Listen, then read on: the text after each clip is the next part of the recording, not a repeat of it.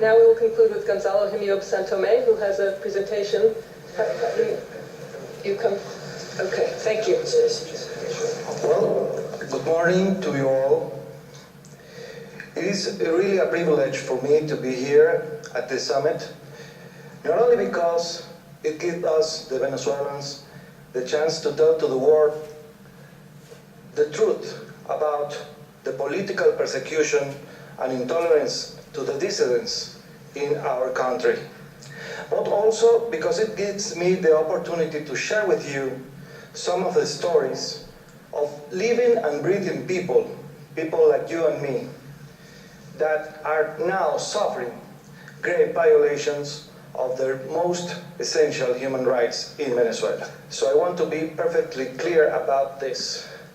The right to life, the right to liberty, the right to personal security, the right to be free from arbitrary detention or incarceration, from illegal criminal persecution or conviction, the right to be born free and to be treated as equals in dignity and rights, and even the right to be recognized as a person, not as an instrument of the power for the intimidation of others because of our political beliefs or even our religious beliefs, are being intentionally violated in Venezuela since 1998 by the Venezuelan government officials, the Venezuelan criminal courts, and police and military forces, with the only purpose of maintaining Hugo Chavez in power as long as possible by disarticulating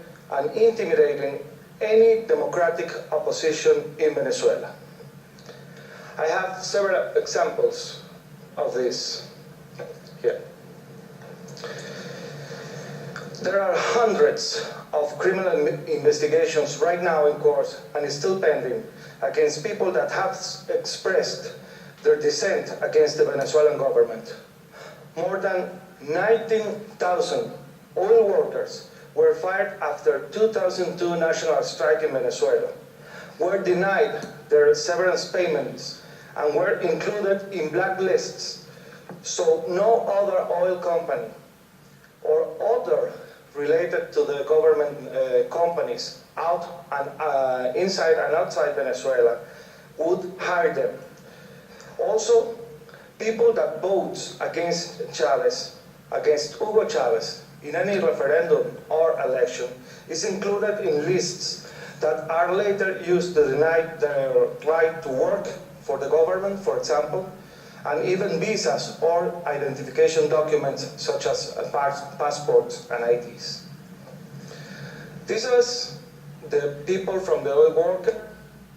This is a group of lawyers and victims, I am there, that came to the Hague in 2004 to file a complaint at the International Criminal Court against Chavez and some of the people of the government.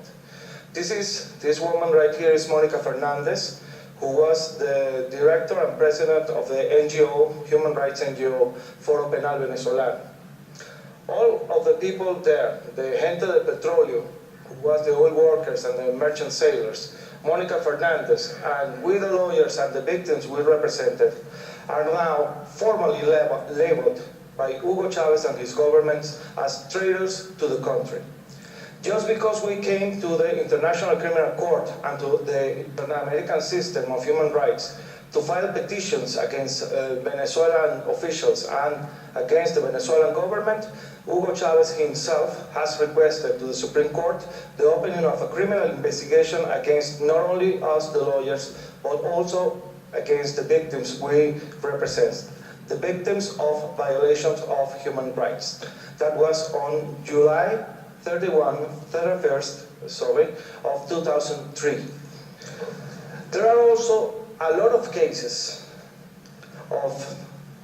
that demonstrate the government intolerance, including not only free journalists, lawyers, and activists of human rights, but also dissident officers, military officers, and even former public officials and ministers, such as retired General Francisco Uzón, who was convicted to more than 5 years in prison for alleged offenses to the military forces, just for express to tell to the public on TV his technical opinion about the possible causes of the death of 2 burnt soldiers in a military headquarters in Venezuela. He was a former minister of Chavez, Minister of Financial Affairs. He passed through the opposition files on April 11, 2002, when he saw from the power what was going on in Venezuela, what was really going on in Venezuela. Just because of that, Chavez ordered the criminal investigation against him, and he is now serving in parole, thanks God, right now, 5 years and 6 months in prison. There is also the case of General-in-Chief Raúl Baduel, which is a very special case because this guy was and is compadre of Hugo Chávez Frías, and until recently he was his Minister of Defense.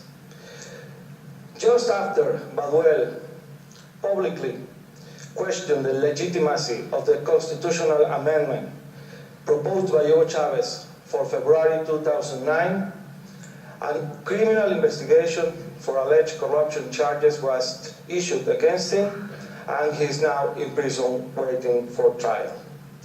The other case is that over there in the corner of the picture is the case of Otto Gebauer. Otto Gebauer was sentenced and is now in prison to almost 13 years in prison just because he obeyed on April 11, 2002, the order to bring at that moment deposed President Hugo Chávez Frías from Caracas to the island of La Orchila, near Caracas. He refused to give to the military prosecutors false statements about the alleged plans for killing Chávez.